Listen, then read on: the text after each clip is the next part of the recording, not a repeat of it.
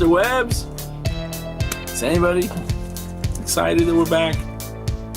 Well, we're not dead. I'm sure most of them were hoping. They were hoping to get the footage of our deaths. Alright, so apparently the last time we did a show, we recorded on June 15th, which means you guys watched it sometime after that. No, you didn't watch it, but it was posted.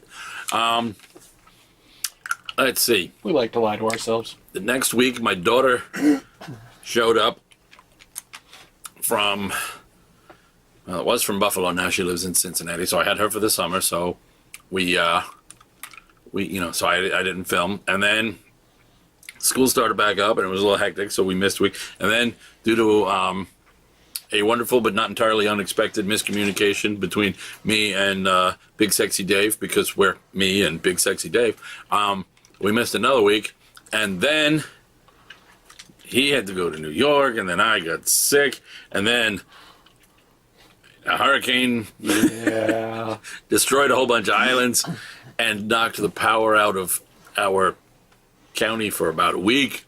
Fun times. And then when the hurricane was all said and done, after a weekless power, I had, we had a week where I was sick, a week where we were prepping for the hurricane, and a week of recovering from the hurricane. So I finally came to the store and bought 3 weeks worth of comics and read none of them because it was you. I was like, oh my God, this is 3 weeks? I don't want to know that. So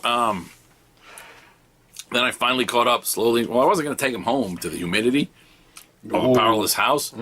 And I knew I wasn't going to read them in the humidity because my car is usually at about 60 degrees. My classroom ranges between 68 and 71 degrees. And my house ranges about 72, 73, 74 degrees. So there was no way. I'm not designed to do fuck all in it. My house was like 85 degrees, 86 degrees, and 100 billion degrees humidity. Can you imagine a blue beetle just slowly curling and warping? I can. Hurricanes always make me realize that 90% of what I own is made of paper and the other 10% is breakable shit. I don't know why I live in this state. I'm a fucking moron. But let us start with some comical books. DC Rebirth, Blue Beetle number 13. The final issue by Giffen and DeMatteis, and I have mixed emotions because I'm sad to see them go, but I'm hoping now the book kind of goes somewhere. Because basically, Keith Giffen is famous. One of the things I like and admire about Keith Giffen is when you let him write a book, he goes, all right. They're like, editors and people, well, here's what we're doing. And he's like, I can sort of work that in, but I'm going to just do my own thing over here. And he did. So this became like the Keith Giffen Cavalcade. It was like Canceled Comics Cavalcade, but it was only... which is an actual title that DC used to put out. But this was Canceled Comics Cavalcade by Keith Giffen. It was Keith Giffen Canceled Comics Cavalcade. Whew, that was hard to say. Because a joke. You had the two Blue Beetles. You had characters from Justice League 3000 and 3001. You had, and this still ties in, so Giffen left the door open that he can always go back and forth and do whatever he wants. Because he's Giffen. And again, I respect that. But when you're trying to relaunch a book, and hell, they're relaunching a whole line. What makes a book sell? I know I love it. That was never a question. It says the words Blue Beetle on it. That was a question. It is Jaime. Yeah, but I read all the Jaime's books. I loved Jaime's books when they were written right. But there were times when it was not written so right. And, that's why it was good to see Giffen come back. But I know, I'm like, oh, Jaime's there, Ted's there, I'm going to be happy. But then I'm like, oh, if you don't do something that's going to hook people in so that people other than me and people like me are reading this book ain't going to last so long. So I was nervous for a while. I was happy to see the Justice League 3001 characters because I love them. But based on how well that book sold, there's like me and 10 other people who can say that. So, anywho, this wraps up all of that, sets things off nicely for the new writer, possibly new artist. They had solicited a new artist, but then they just did a resolicit for the next issue that says everything new writer, new writer, new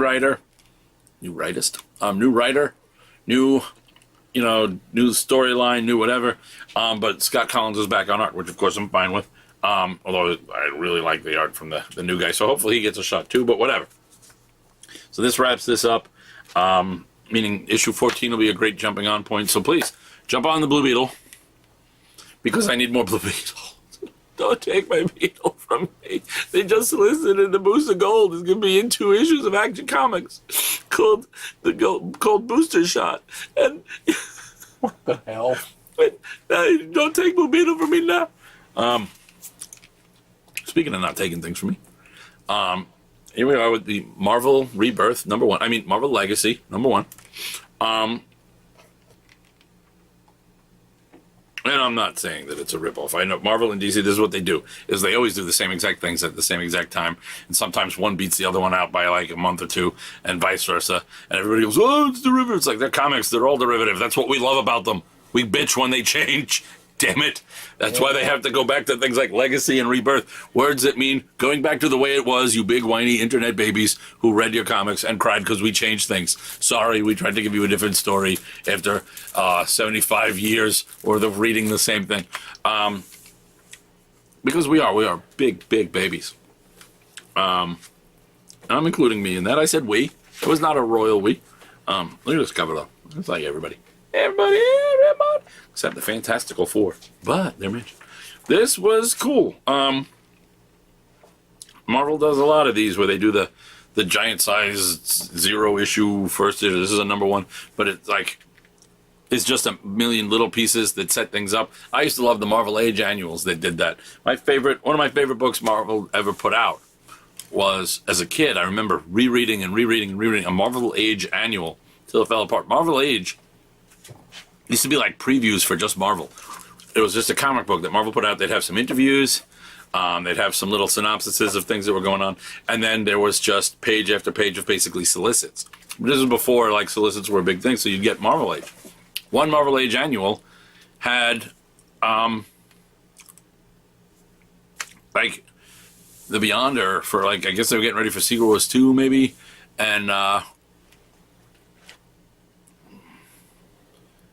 either the Beyonder or somebody was calling trying to ask what was going on throughout the Marvel. So you just had like 1 or 2 page stories of phones ringing and people answering it and being asked questions about what was going to happen, and they were being very confused. So you'd have like Spider-Man going, what is this? And then he'd, have to go do. But my favorite part was in the middle. There was 2 pages at the X-Mansion.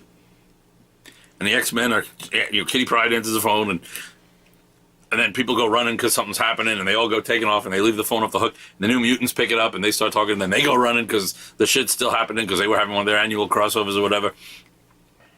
And then the phone starts talking because the phone was Warlock. And the phone goes, Self would answer. Self would tell them if Self wasn't such a coward. And I had never read New Mutants at that point. And I fell in love with this talking phone, and the rest is history. I think because of course you did.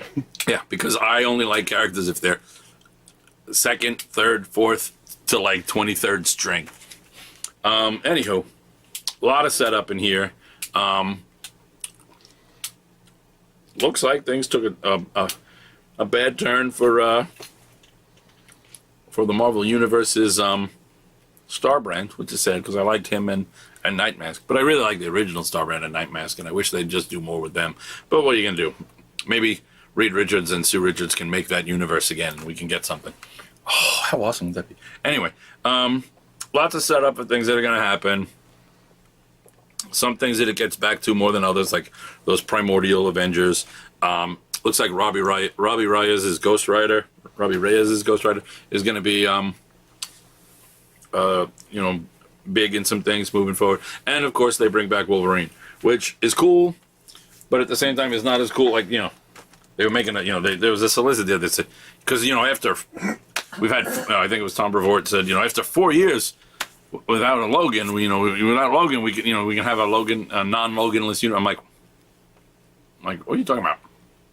From the moment he died, we had the daughter, the clone daughter of Wolverine, the son of Wolverine, the alternate dimension son of Wolverine, and the whole time we've had Old Man Logan.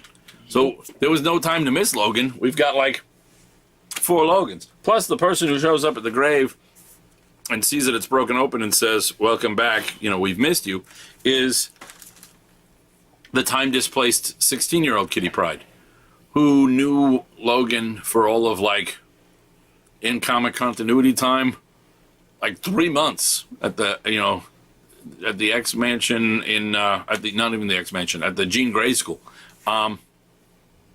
So, but he's back, and he's got an Infinity Gem, and apparently there's a shit ton of stuff going on with Infinity Gems. It's almost like those Infinity Gems are getting a movie. Shiny Batman, murder machine. Doo-doo-doo-doo-doo. This is in the dark multiverse, there were Justice Leagues everywhere, but Batman in each of the dark multiverses kind of goes nuts and kills everybody and becomes a version of them. In this particular one, he takes over Cyborg because Bane doesn't break Batman. Bane and a bunch of villains break and kill Alfred. And Batman can't take the loss of another parental figure. Kind of loses it. And becomes this thing that Cyborg ends up dubbing the Murder Machine. So we actually watch him kill the other world Cyborg as we see him fighting our world Cyborg. And my favorite part, I showed my daughter, I'm like, this is not the first time they've done this, but it does make me happy that they keep doing this. Teen Titans Go, which is getting its own movie, by the way, theatrical release movie. I can't wait. But Teen Titans Go has leached a little bit into the comical book continuity because like I said, I've seen him do this in a couple other things recently, but as our Cyborg punches through this like force field thing, he yells out, "Booyah!" Booyah, booyah, booyah. And that made me happy. Whoa, whoa, whoa, whoa. Action Comics. Doo, doo, doo, doo. Liar. No, really, it's Action Comics. Superman is not thrilled to find out that Mr. Oz is Jor-El doing his Cable impersonation. He's got like scars on his face and gray hair. But he's not thrilled to find out that Mr. Oz is his dad, and you know, he's like, beep, beep, beep, beep. Which is why he's gonna meet Booster Gold. Yeah, because he's gonna be like, I don't believe this. You can time travel. Let's find out if this is really my dad. And I'm like, Booster's here. So everything, all of this is literally, what is the Oz effect? Is it brings Booster back into the Rebirth continuity. Everything's led up to this. This story, 80 years in the making. They still hadn't brought him back. Not in this. The last time we saw Booster was during Convergence when original Booster, my Booster, pre-New 52 Booster, became Wave Rider. And New Booster just went off to be New Booster. And then we saw some version of Booster in the Booster Gold Flintstones crossover, because why not? But first off, I want to say, who drew this? Who did the artwork in here? There's a page to tell me. Come on. Oh, Ryan Sook, that explains it. This book is gorgeous. And some of it had a very, look at that. Tell me there's not a certain Chris Sprouse feel to that. Oh, that makes me happy. But yeah, we find out basically the secret origin of Jor-El turned Oz, and his lack of faith in humanity, and his plan to save Superman from himself and humanity. Meanwhile, over in Detective Comics, there are pages redrawn, but the dialogue and captions are word for word from A Lonely Place of Dying. So in A Lonely Place of Living, Part 1, look, even the cover is made to look like part of the... You remember this cover from Lonely Place of Dying? The origin is back. Young Tim figures out who Bruce is, who Dick is. Goes to Dick Grayson and says, "Look, he needs a Robin." Dick's like, "I can't be Robin anymore." And Bruce, Tim freaks out, but he'll get destroyed. He's gonna kill himself. He needs a Robin. He needs someone to tone him down and someone to look out for, or he gets too reckless. And Dick's like, "I can't go backwards," and it leads to Tim Drake becoming Robin, not Red Robin. Robin. Tim Drake was once again the third Robin. And all is right in the world. Plus, as an added bonus, the thing that he's trapped in while Mr. Oz is interrogating him is like the little ring thing from Superman the movie. So so that's cool, as he gets a kind of, this is your life. We also get even the flashbacks. What's Barrows' first name? It's Eddie. Eddie Barrows. For the flashback scenes, there's a definite touch of an homage to Norm Brayfogle, to Jim Aparo, to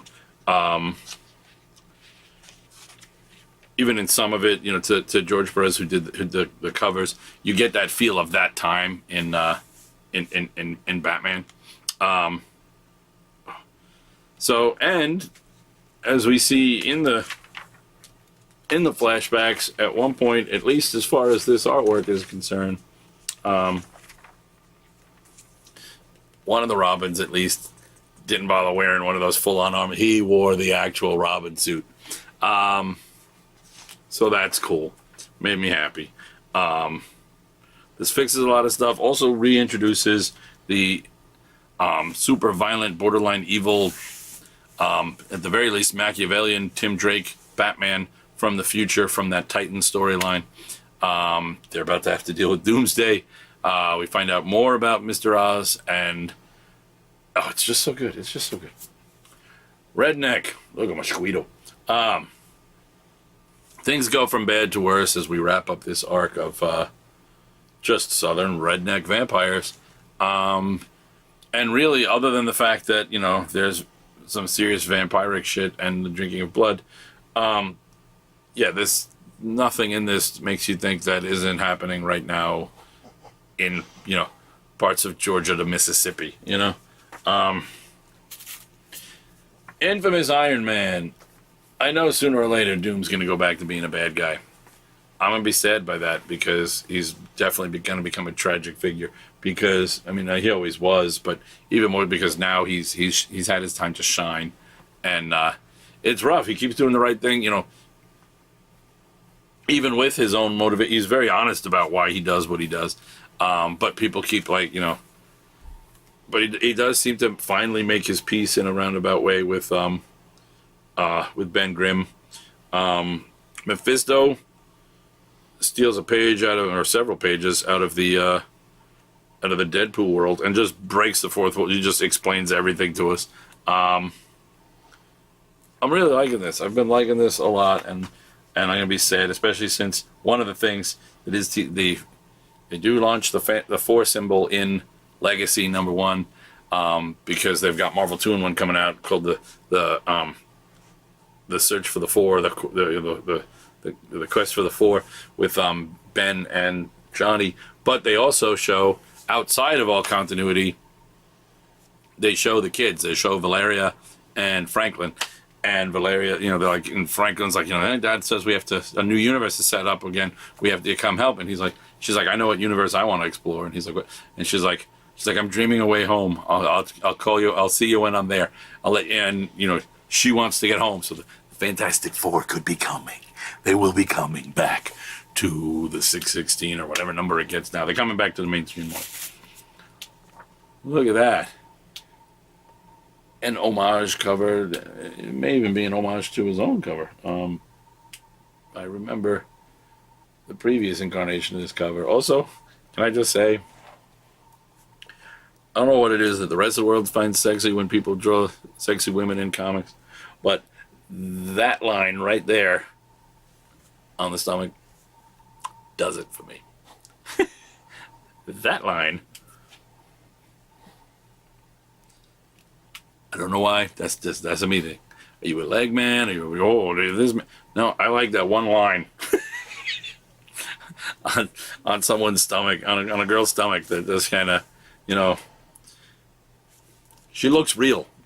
I mean, she doesn't, obviously, but that line makes this exaggerated form seem much more believable, at least to me. I don't know. I don't get out much. Anyway, Hank's having a bad day because he got turned into a demon. Oddly enough, despite all of this, Mrs. Sinister, Mistress Sinister, whatever she calls herself, Ms. Sinister, ain't even really in this.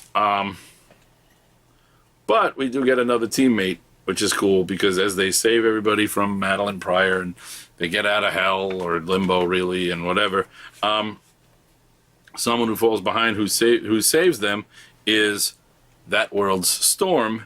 And Cyclops is like, what about you? You're Storm, right? From another world? She's like, they called me Bloodstorm. And he's like, well, time lost, reality lost.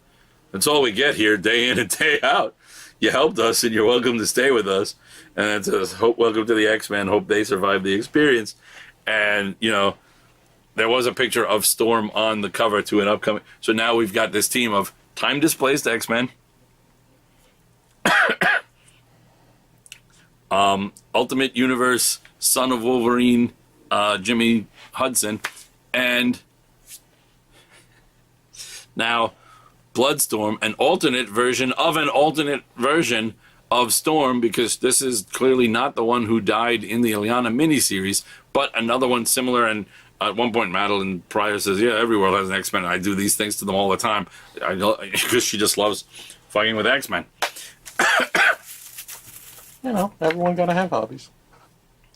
Orc Dave, Rat Queen's Orc Dave special #1. So good. When you meet, you know, they don't even get into like the normal bloodthirsty of Orc. Basically, we just get the origin of Orc Dave, a rather peaceful, kind-hearted, druidic orc. And we now know why there's birds in his beard. It's not just a thing. There's a symbol and a meaning and a status and position that goes with that. We meet his father. We meet his son. And we see how he met the Queens of Rat. And it is good. And the final book in my pile is Ben Reilly, Scarlet Spider, Feel the Sting of the Hornet. Someone is wearing the suit of the last. We don't know if it's the original, because the original was supposed to be dead. And even as Ben Reilly asked him, he's like, you know, he's like, weren't you supposed to be dead? He goes, do I look like I'm the dead guy? You know, he goes, if you're supposed to be dead, you know, how would I come back? You know, that's not a thing. And Ben Reilly's like, it happens more often than you'd think, you know. We also get the conclusion to his fight and his sort of truce with the other Scarlet Spider, Kane. And then it catches up to, since they've been in Vegas, we're suddenly in Vegas post Hydra basically destroying it. And we're now off to where we start meeting the Slingers, including Ricochet shows up, and it's the mystery of who's this new Hornet, and we're going to get these new Slingers. And this makes me happy. It's a sort of a return, a revamping, a legacy, if you will, a rebirth, a legacy of a certain 90s era of strange things that happened in Spider-Man. Everything from clones to Peter when he quit being Spider-Man because Spidey was considered an enemy, but he made the 4 other identities and was all of them in each of his own books. And then those identities got passed on to people and so on and so forth. So it's fun. Hey, I made it through all that without really coughing too much. I guess hopefully I'll see you next week. Otherwise, I'll see you in about a year. You know, who knows how often we do these things now.